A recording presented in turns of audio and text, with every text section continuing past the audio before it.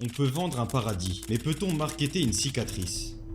Aujourd'hui, on plonge dans un récit brillant et ses zones d'ombre, le Rwanda. Entre tourisme, mémoire et food business, que se cache-t-il derrière les publicités d'un pays qui vend des rêves au stade du monde entier, pendant qu'une histoire bien plus complexe se joue loin des projecteurs?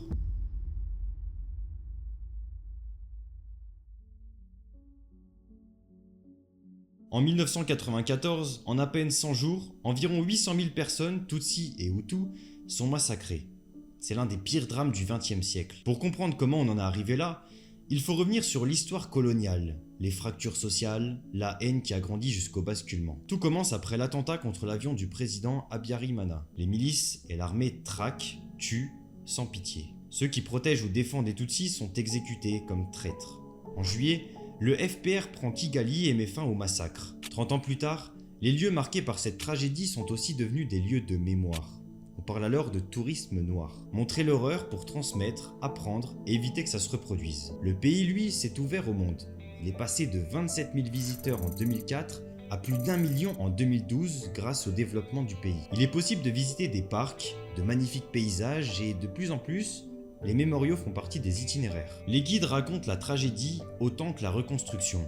Et ces arrêts dans les sites de mémoire sont devenus incontournables. En 2018, le gouvernement cherche à développer davantage cet afflux touristique. Pour cela, ils imaginent une campagne publicitaire de grande envergure. Un slogan censé vendre et promouvoir le pays auprès d'une audience bien ciblée. Ce slogan débarque d'abord sur les maillots d'Arsenal, puis au PSG, au Bayern et maintenant l'Atlético Madrid. L'idée, coller l'image du Rwanda à celle des plus grands clubs. Passer du souvenir d'une tragédie à la promesse d'un futur premium, nature et haut de gamme. Sur le site de campagne, tout est pensé pour donner envie. Réserver un séjour, voir des paysages incroyables. Mais ce choix marketing finit par entrer dans l'arène politique. En 2025, la ministre des Affaires étrangères du Congo demande au club de rompre ses partenariats, les jugeant tachés de sang, sur fond de tensions dans l'Est congolais. De plus, certains estiment que la campagne manque de pertinence. Le pays étant confronté à de nombreux défis socio-économiques, le choix d'investir plusieurs millions auprès de clubs européens soulève des interrogations et pourrait s'avérer risqué. Les chiffres circulent, les polémiques aussi. Des pétitions de supporters s'organisent, et côté com, Kigali revendique des retombées touristiques et médiatiques substantielles. Le rebranding en revanche porte ses fruits. Visit Rwanda est désormais une signature bien identifiée qui suscite l'intérêt. Le nombre de touristes a bondi de 42% et les revenus liés au secteur ont passé de 425 à 498 millions de dollars en l'espace d'un an. La campagne aurait généré plus de 160 millions de dollars et attiré plus d'1 million de visiteurs. Cependant, malgré ces résultats encourageants, l'image du pays reste entachée aux yeux de certains observateurs. Sous la pression des critiques, le Bayern change de cap. Fin de la promotion touristique, place à un programme centré sur l'académie de jeunes à Kigali, prolongé jusqu'en 2028. Officiellement, on recentre la formation et l'impact social loin du pur marketing.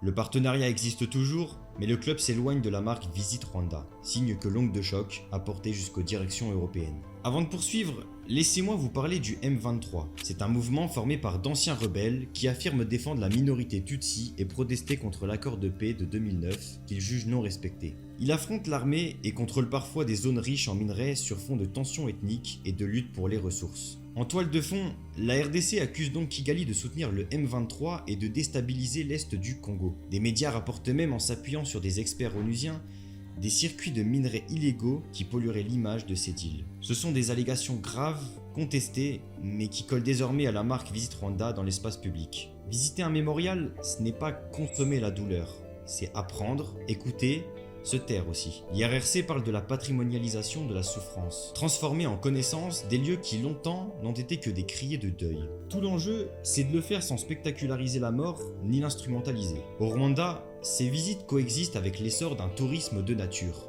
La question, c'est l'éthique du cadre. Quelle place pour les survivants? Quelle pédagogie pour les visiteurs? Et comment éviter que la communication gomme ce qui dérange? Au cœur de toute démarche mémorielle, il y a une question d'éthique. La voix des survivants doit guider le récit. Il faut expliquer, contextualiser, provoquer la réflexion, préserver les zones d'ombre, montrer la complexité, refuser les images édulcorées. Ce que Visit Rwanda achète, ce n'est pas seulement de la visibilité, c'est du réseau. Le Rwanda accueille, sponsorise, organise dans le basket, le cyclisme, le foot, et gagne des leviers dans les instances. Le sport sert ici de levier d'influence, et l'omerta médiatique sur l'Est du Congo interroge la crédibilité des grands discours des institutions. Ce récit n'est pas neutre, mais il éclaire une cohérence. Transformer l'image à l'international pour peser dans les cercles qui comptent. Au niveau local, comme international, le foot n'est pas un décor, c'est un outil.